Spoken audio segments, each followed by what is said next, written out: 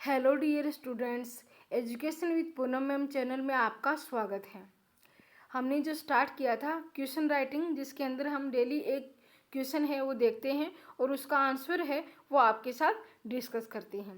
तो हमने पिछले लेक्चर के अंदर जो एथिक्स का जो क्वेश्चन है वो देखा था। आज भी हम एथिक्स का जो क्वेश्चन है वो देख रहे हैं कि किस प्रकार क्वेश्चन एग्जाम के अंदर पूछे जाते हैं और इसका जो आंसर है वो हमें कैसे लिखना है। तो यह यूपीएससी और पीसीएस एग्ज़ाम दोनों के लिए ही ये लेक्चर बहुत ही महत्वपूर्ण है। तो आप इसको अच्छे से तैयार कीजिए, लेक्चर को कंप्लीट देखिए और ज़्यादा से ज़्यादा अपने फ्रेंड्स के साथ शेयर कीजिए।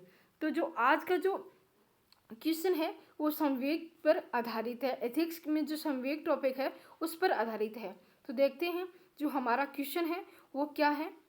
क्वेश्चन है हमारा कि क्रोध और असहिष्णुता व्यक्ति व समाज दोनों की उन्नति में बाधक है। तर्कों द्वारा इस कथन की पुष्टि कीजिए। तो जो क्रोध होता है और असहिष्णुता है ये दोनों व्यक्ति व समाज दोनों की उन्नति में बाधक होता है। अगर व्यक्ति क्रोध में होता है तो वह व्यक्ति ना तो खुद के बारे में सोच सकता है ना ही समाज के बारे में। और उसी प्रकार अगर व्यक्ति के अंदर असहिष्णुता पाई जाती है वो तो व्यक्ति का जो खुद का विकास है, खुद की प्रोग्रेस है वो भी रोकेगा और समाज का कार्य है उसमें भी विघ्न उत्पन्न होगी। तो इसके बारे में हमें बताना है। तो क्रोध और असहिष्णुता व्यक्ति व समाज दोनों की उन्नति में बाधक है। तर्कों द्वारा इस कथन की पुष्टि कीजिए। तो इसका आंसर देखते हैं कि जो क्रोध होता है वो व्यक्ति द्वारा अपनी भावनात्मक बौद्धिकता को क्षीण कर देता है, जिससे उसके निर्णय गैर तार्किक, एक तरफा तथा असमन्वयकारी होते हैं, जिससे वह वर्दीकारी समाज में अपनी उपादेयता खो देता है। तो जब व्यक्ति को क्रोध आता है तो अपनी जो भावनात्मक बौद्धिकता है वो खो देता है, वो सोचने समझने की जो शक्ति है वो खो देता है और क्या सही है क्या गलत है इसमें निर्णय लेने में वो असक्षम होता है और क्रोध में वो गलत कदम है उठा लेता है, जिससे उसको खुद को लॉस होता है और समाज में जो उसका स्टेटस है वो भी गिर जाता है और कभी कभी समाज को भी उसके उस निर्णय या उसके क्रोध से बहुत बड़ा जो हर्जाना है वो भुगतना पड़ता है। तो क्रोध द्वारा व्यक्ति अपनी भावनात्मक बौद्धिकता को क्षीण कर देता है, जिससे उसके निर्णय गैर तार्किक, एक तरफा तथा असमन्वयकारी होते हैं, जिससे वह वर्दीकारी समाज में अपनी उपादेयता है वो खो देता है। साथ ही जो क्रोध है, क्रोध में हिंसा से संचालित होता है, अतः इसके द्वारा एक गैर न्यायपूर्ण तथा मूल्य रहित समाज की स्थापना होती है। अतः सभी भारतीय चिंतकों व धर्मों ने काम और क्रोध को व्यक्ति का सबसे बड़ा दुश्मन माना है। तो जब व्यक्ति क्रोध में होता है तो हिंसा को भी करने को उतारू हो जाता है। वो खुद के साथ, किसी व्यक्ति के साथ और समाज के साथ है वो हिंसा कर लेता है, क्योंकि क्रोध में उसको क्या सही है क्या गलत है ये इसका जो न्याय है वो बिल्कुल भी नहीं कर पाता और किस प्रकार किसके साथ कैसा बिहेव करना है, क्या कार्य करना है, ये क्रोध में वो सही डिसीजन नहीं ले पाता। हमारे जो शास्त्र हैं जो बड़े बड़े चिंतक हुए हैं उन्होंने भी कहा है, अपनी धर्मों के अंदर भी लिखा हुआ है कि काम और क्रोध है जो वो व्यक्ति के सबसे बड़े दुश्मन होते हैं, जिसके अंदर वो अपनी जो सोचने और समझने की शक्ति है वो खो देते हैं। आगे देखते हैं कि वहीं असहिष्णुता व्यक्ति को अपने विरोधी विचार को स्वीकार करने में असक्षम बनाती है, जिससे एक और व्यक्ति की ज्ञान, विचार विविधता, संज्ञानात्मक अभिवृद्धि, बेहतर संप्रेषण क्षमता तथा संपूर्ण व्यक्तित्व का ह्रास होता है। वहीं दूसरी ओर समाज में स्वस्थ संस्कृति की प्रथा का प्रचलन है वो कमजोर होता है तथा सभ्यता की प्रथा का प्रचलन कमजोर होता है तथा सभ्यता की विकास यात्रा भी कमजोर होती है। तो असहिष्णुता व्यक्ति के अंदर जो विरोधी विचारधारा है वो उत्पन्न करती है, जिसके प्रभाव से उसका खुद का जो व्यक्तित्व है वो भी खत्म हो जाता है और समाज में वो असहिष्णुता फैलाकर समाज को भी गलत डायरेक्शन में लेके जाता है।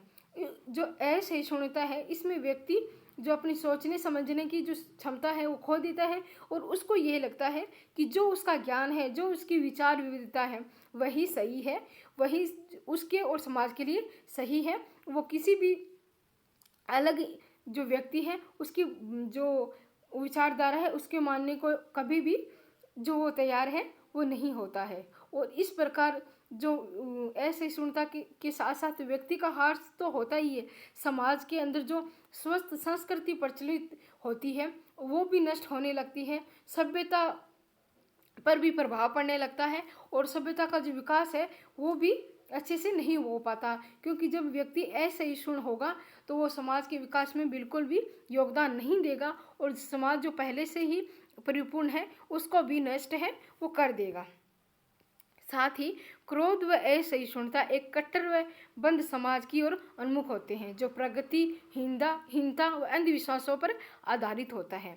ऐसे में कोई भी व्यक्ति समाज, राष्ट्र, वैश्वीकृत विश्व की समृद्धि, लाभ, तकनीकी आदि से वंचित हो जाएगा, जो अंततः उसे विकास से विपरीत रास्ते पर ले जाएगा। तो जो क्रोध और असहिष्णुता है जो व्यक्ति के अंदर आ जाता है तो उसके अंदर ईगो आ जाता है, वो खुद के बारे में और समाज के बारे में नहीं सोचता। उसको ऐसे लगता है कि जैसे वो कर रहा है वो सही है और उसके अंदर जो एक हीन भावना है दूसरों के प्रति वो आ जाती है और वो इन जो अंधविश्वास है उनके चक्कर में आ जाता है, जो अंधविश्वासों के आधार पर है वो अपने कार्य करने लगता है, उस जिसके फलस्वरूप वो व्यक्ति, समाज, राष्ट्र और वैश्विक विश्व की समृद्धि और लाभ, तकनीकी से खुद को वंचित करता है और अपना विकास है उस पर भी विपरीत प्रभाव डालता है और उसके उल्टे जो व्यक्ति, समाज, राष्ट्र हैं अन्य व्यक्ति को भी ये प्रभावित करता है।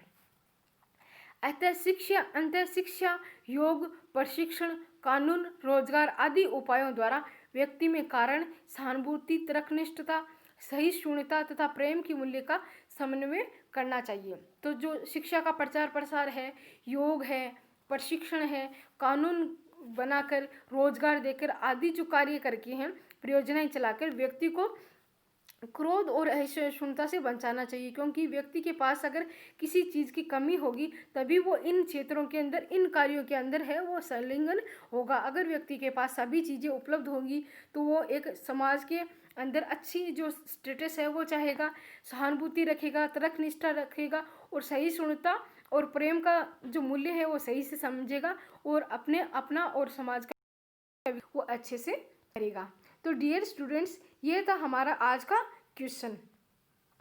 आज का जो हमारा क्वेश्चन था वो था क्रोध और असहिष्णुता व्यक्ति व समाज दोनों के लिए किस प्रकार बाधक है। तो इसको हमने अच्छे से डिस्कस किया। आप इसको कंप्लीट देखिए। आपको ये जो क्वेश्चन है वो कैसा लगा, आपको लेक्चर कैसे लग रहे हैं, कमेंट करके ज़रूर बताएं। ज़्यादा से ज़्यादा अपने फ्रेंड्स के साथ शेयर कीजिए और मेरा channel education with Poonam ma'am को सब्सक्राइब कीजिए और अपने फ्रेंड से भी सब्सक्राइब करवाइए, लाइक कीजिए। और मैं अनअकैडमी पे भी एजुकेटर हूँ, तो आप मुझे अनअकैडमी पे भी फॉलो कीजिए। आपको ये PDF है वो मेरे टेलीग्राम पे मिल जाएगी। टेलीग्राम का जो लिंक है वो डिस्क्रिप्शन में दिया हुआ है। तो आज के लिए इतना ही। Thank you.